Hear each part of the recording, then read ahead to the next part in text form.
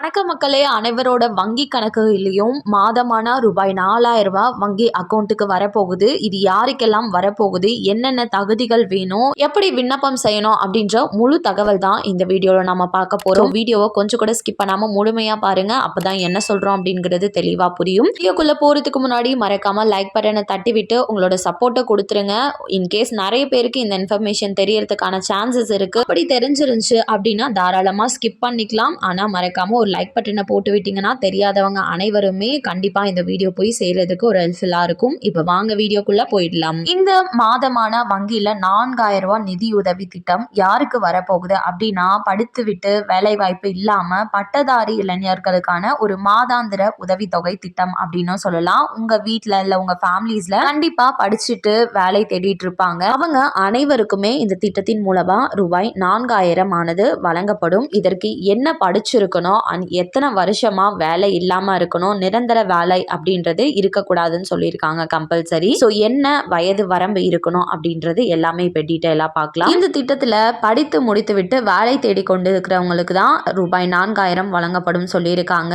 Compulsory diploma, ITI மற்றும் 12ஆம் வகுப்பு முடித்து விட்டு வேலை இல்லாமல் இருக்கிறீங்கன்னா அவங்களுக்கு 2500 ரூபாய் வழங்கப்படும். டிகிரி ஹோல்டர்ஸ்க்கு வந்துட்டு 4000 வழங்கப்படும் சொல்லியிருக்காங்க. இந்த திட்டத்தின் கீழே வயது வரம்புன்னு எடுத்துக்கிட்டோம்னா குறைந்தபட்சமா 18 ஆண்டுகள் பூர்த்தியாக இருக்க வேண்டும். அதாவது 18 வயசு ஆயிருக்கணும். பொது பிரிவினருக்கு 35 முதல் 45 வரையிலுமே கொடுக்குறாங்க. அதுவே ஆதி திராவிடர் மற்றும் மாற்றுத்திறனாளிகளுக்கு வயது அப்படின்னு பார்த்தோம்னா 45 வரையுமே வயது தளர்வு அப்படின்றது அளிக்கிறாங்க. சரி, இதற்கு தமிழகத்துல அங்கீகரிக்கப்பட்ட கல்வி நிறுவனங்கள்ல தங்களது படிப்பை முடித்திருக்க வேண்டும் அப்படின்னும், அரசு அல்லது தனியார் துறையில் எந்த ஒரு நிரந்தர வேலையிலும் இருக்கக்கூடாது அப்படின்னு சொல்லியிருக்காங்க. நீங்க பெர்மனன்ட் ஜாபா இருக்கீங்கன்னா உங்களுக்கு கிடைக்காது. டெம்பரரியா அங்கங்க வேலை செஞ்சுட்டு இருக்கக்கூடிய நபர்களா இருக்கீங்கன்னா கண்டிப்பா நீங்க அப்ளை பண்ணிக்கலாம். குடும்ப ஆண்டு வருமானமா ரூபாய் 72,000 ரூபாய்க்குள்ள இருக்கணும் அப்படின்றது கம்பல்சரி. இதற்கு முக்கியமான தகுதி அப்படின்னு எடுத்துக்கிட்டோம்னா, நீங்க படிச்சு முடிச்ச உடனே தமிழக வேலை வாய்ப்பு அலுவலகத்துல, அதாவது எம்ப்ளாய்மெண்ட்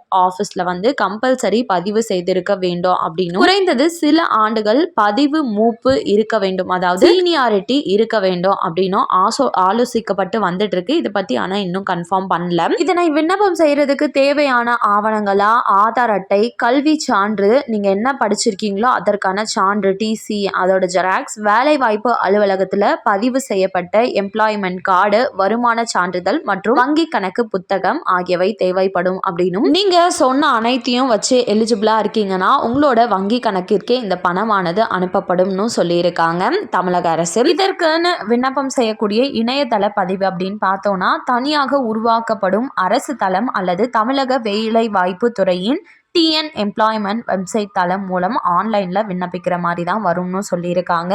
ஆனா இதற்கான திட்டமானது வரவிருக்கக்கூடிய பட்ஜெட் கூட்டத்தொடரில் இதற்கான அதிகாரப்பூர்வ அரசாணை மற்றும் விண்ணப்பிக்கும் தேதி குறித்த அறிவிப்புகள் வெளியாகும் அப்படின்னு எதிர்பார்க்கப்படுது. அதுக்கு முன்னாடியே சொல்ல தேவையான ஆவணங்கள் அண்ட் எலிஜிபிள் யாருன்னு பார்த்து உடனே எல்லாத்தையும் எடுத்து வச்சுக்கோங்க. கண்டிப்பா இந்த அறிவிப்பு அனைவருக்கும் பயனுள்ளதா இருக்கும்னு நம்புறேன். மேலும் அரசாங்கம் சார்ந்த அனைத்து உண்மையான அப்டேட்களையும் உடனுக்குடனே தெரிஞ்சுக்க நம்ம சேனலை சப்ஸ்கிரைப் பண்ணி வச்சுக்கோங்க. நிறைய மக்களுக்கு ஷேரும் பண்ணுங்க. அது மூலமா அவங்களும் பயன்பெறட்டும். வீடியோ பயனுள்ளதா இருந்ததா மறக்காம ஒரு லைக் பட்டனையும் தட்டி விட்டுருங்க. நன்றி. மீண்டும் அடுத்த வீடியோல உங்களை சந்திக்கிறேன்.